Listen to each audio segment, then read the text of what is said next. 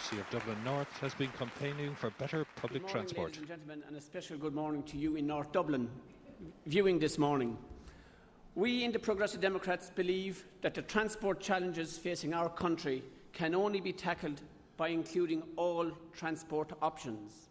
It is not, as some suggested, a question of choosing between investment in rail or roads. This economy will only function if we have a road and rail network that facilitates fast and stress-free travel throughout our country. We must continue to keep rural Ireland functioning by investing in the improvement of our roads network. Fingal in North County Dublin was the fastest growing county in this country in the last 4 years, with some 43,000 extra people or 22% increase in population. At the top of our agenda to deal with this is Metro North, which is a key element of Transport 21. Metro North is intended to vastly improve the quality of the lives for families. It will deliver high levels of accessibility and reliability.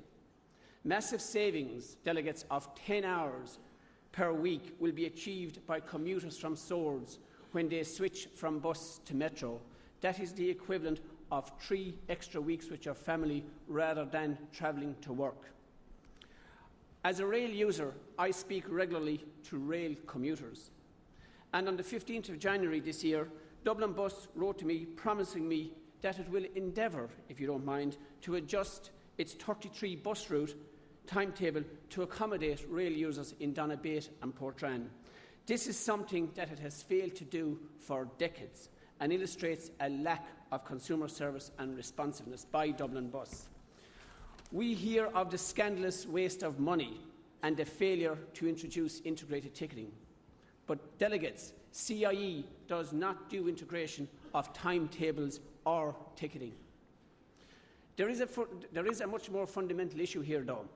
Why is Dublin Bus not delivering a competitive and accessible service? To what extent do they consult with their sister company Irish Rail when it comes to coordinating their respective timetables?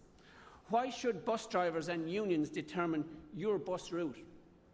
Imagine if you were told that the pilots of Ryanair and Aer Lingus had a veto on what destinations and routes would be serviced. Dublin Bus has abandoned the rail commuter, and not just in North County Dublin but right across the country. Yet rail commuters are increasing in number every year. And let me give you a few examples of what I'm talking about here, about giving rail commuters a fair deal. The typical routine of a Lusk rail commuter would be to walk some 15 minutes to the railway station along the roadway because the footpath is submerged in 30 to 40 metres in water. On wet mornings, there is the further annoyance of being sprayed by passing motorists. Indeed, I have received correspondence from commuters who wished that the Pearse Street dry cleaners would give them a loyalty card for the amount of money they spend on dry cleaning. This demonstrates that there is a wider issue about how people access stations and how we give commuters a fairer deal. Another instance is the appalling access to a railway station in Skerries, one that I call the Khyber Pass. The only instance where Dublin Bus does provide a feeder service to the Dart in Sutton is the 102 bus route which serves Swords, Portmarnock and Malahide. Yet commuters on a daily basis, when they arrive back from town in the evening to Sutton, they only see their bus pulling off. Once again, Dublin Bus calls this a feeder service, but they have abandoned the rail commuter. What we are proposing in the PDs is that all railway stations should be provided with local feeder bus services right across this country by the private sector, as Dublin Bus has failed to do so.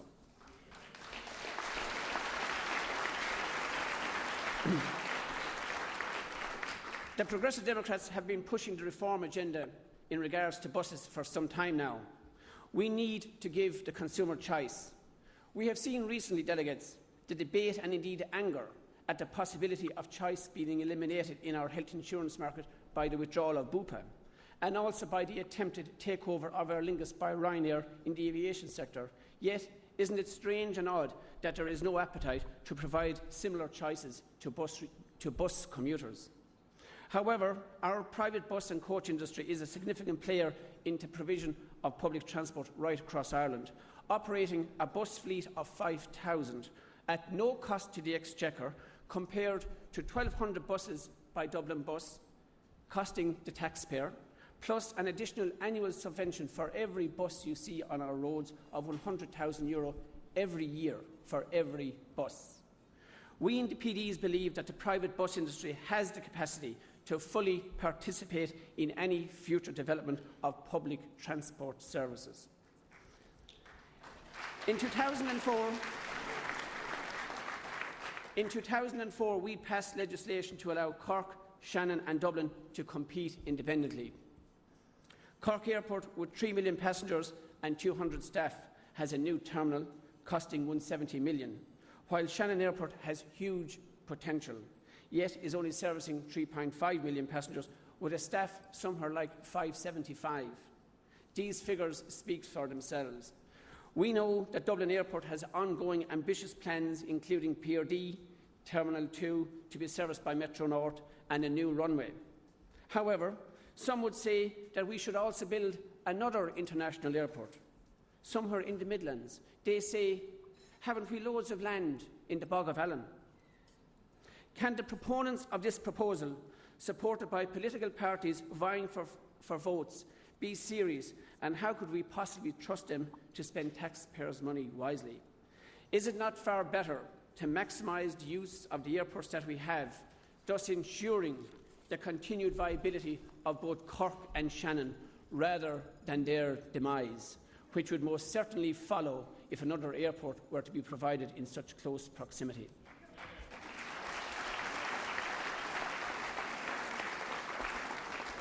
This week we had a report from the Urban Forum and the Institute of Engineers calling for a more sustainable pattern of development. That report talks about a better quality of life for the people of our country. Indeed, we are being told that the Dublin commuter belt footprint is now as big as Los Angeles.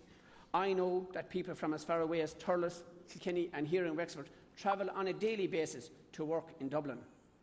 The question has to be asked, can we expect young couples to continue to travel long distances every day to their employment? The Progressive Democrats have the solution.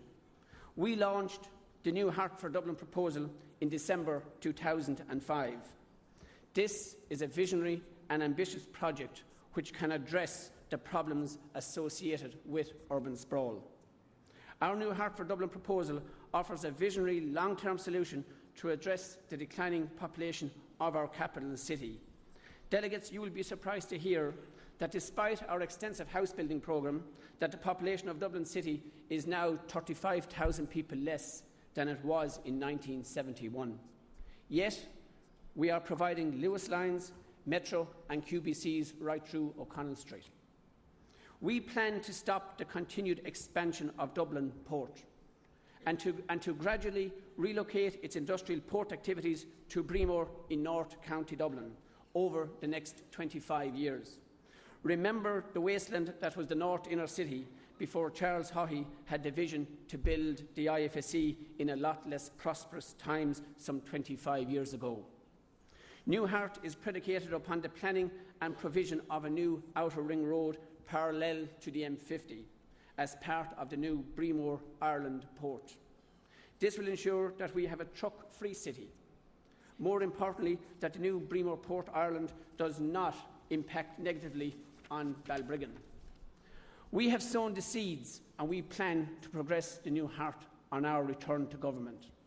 I want to emphasise here today that the debate must not be on about is it roads or rail. It must be roads and rail. You can be assured that the Progressive Democrats will continue with the ambitious road building programme as outlined in both Transport 21 and the recently published National Development Plan. Let us not make the mistake of saying that only rail can solve our problems.